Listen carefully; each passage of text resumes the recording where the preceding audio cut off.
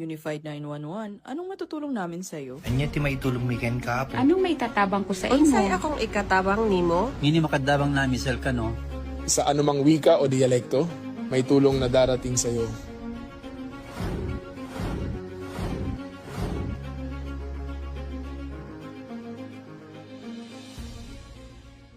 Lilingkod sa bawat Pilipino at magbibigay ng tamang impormasyon para sa tahimik at maayos na Pilipinas. Police News Network, alagad ng batas, tagapagtaguyod ng balitang pulis, sandigan ng mamamayan, patnubay ng katotohanan.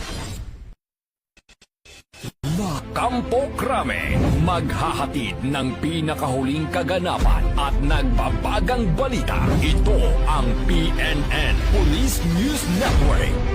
At ngayon, ang inyong mga tagapagbalita.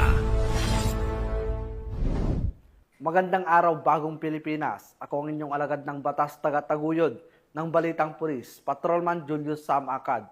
Maghahatid sa inyo ng tamang balita, kwento ng pulis at serbisyo para sa mamamayan, at ito ang PNP News Online. Ang pangunahing balita ng Police News Network, alagad ng batas, taga-taguyod ng Balitang Pulis.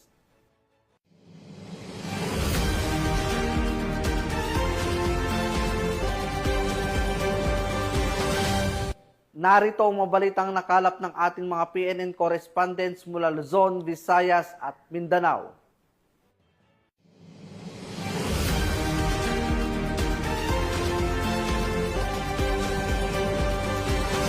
Inaresto ng pulisya sa Science City of Muñoz, Nueva Ecija ang isang lalaking sospek at nasamsam ang mahigit sa 1.3 milyong halaga ng iligal na droga, pati isang hindi lisensyadong baril noong Sabado ng gabi, Disyembre 27. Kasunod ng isang ulat ng grave threats. Ayon sa pulisya, agad na kumilos ang mga otoridad matapos ang sumbong na nagresulta sa matagumpay na operasyon at pagkakakumpiska ng mga ebidensya. Bagong PNP para sa bagong Pilipinas. Serbisyong mabilis, tapat at nararamdaman.